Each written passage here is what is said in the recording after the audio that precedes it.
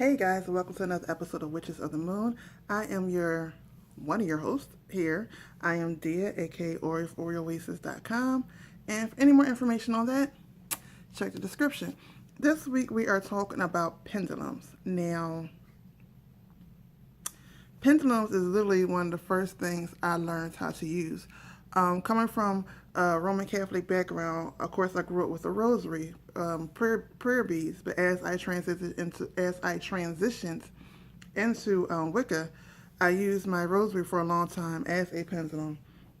And I don't have a bunch of pendulums. I just really the only pendulums I have now is this one, which this chain has actually. I'm lying. I do have a bunch of pendulums only because I normally use my necklaces as pendulums.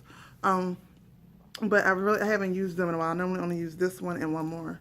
Now, as I was saying, this chain has been with me for a while, and I had another I want to say amulet, but that ain't the word I'm looking for. Charm piece or whatever. I had another piece on it. I got this piece some years back at a carnival. So years back at a carnival, and ever since then, I've been using it. But what I wanted to say is, with pendulums, and this also goes in alignment with the show they have coming up on Sacred Moonlight, which is talking about concealing your work. With pendulums is a great way to use divination, but also it's a great tool that you can have around, like say a rosary, or say something like this, a chain or an old necklace that just has a charm or something on it, a little weight on it, and you can use that for divination purposes. You could use it to charge your items, and no one will be the wiser because it's just jewelry, right? But in saying that, I also have this one I use a lot. This is an interesting pendulum because this is a stone that I gave Bravehawk, Quentin.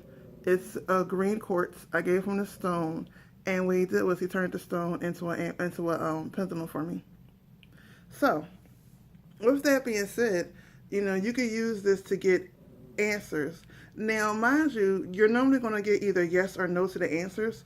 But if you get your your questions detailed enough to give a yes or no answer, then you can actually get pretty detailed. Also, you can use this with I wouldn't necessarily say with a Ouija board, but you can. Like if you want to use the Ouija board to try to get messages. However, with a Ouija board, you want to take precautions. Always take precautions when you're dealing with spirits. But you can use it in cooperation with a Ouija board, or you could use, if you don't, not talking to spirits.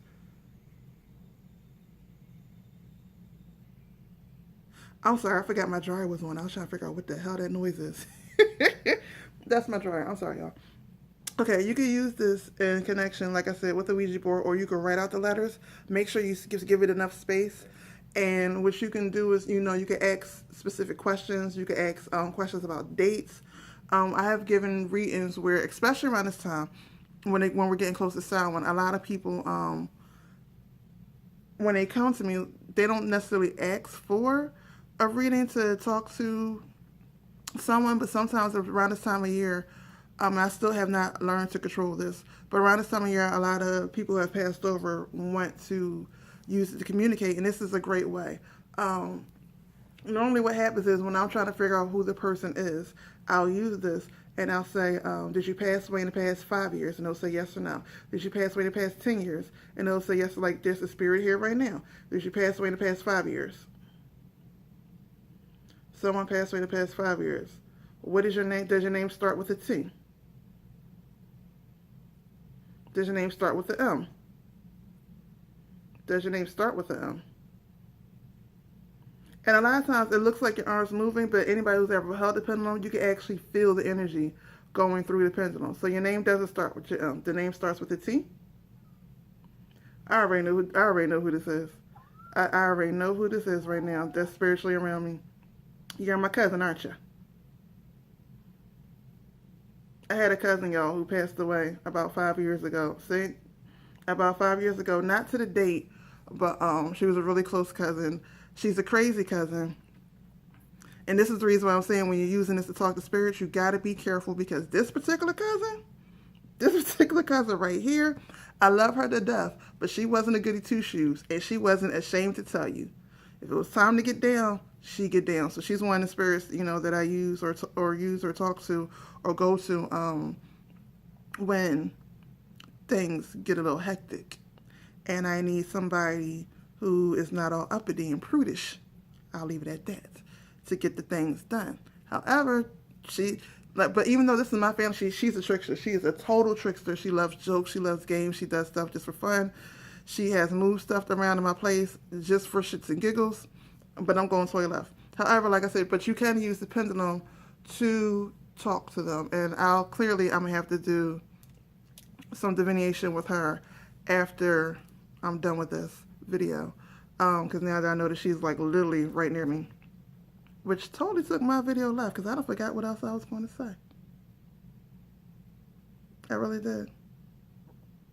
Basically, you can use anything as a pendulum. You could buy the actual pendulums or you could make one yourself.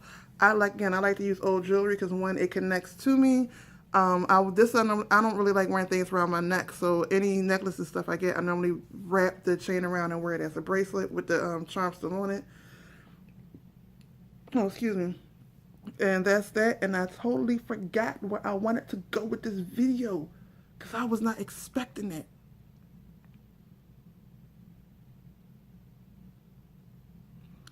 But yeah, anyway, pendulums are cool. Oh yeah, you can use it to charge. You can use the charge thing. So if you wanna charge. Okay, so I have a little bit of olive oil left in this bottle, right?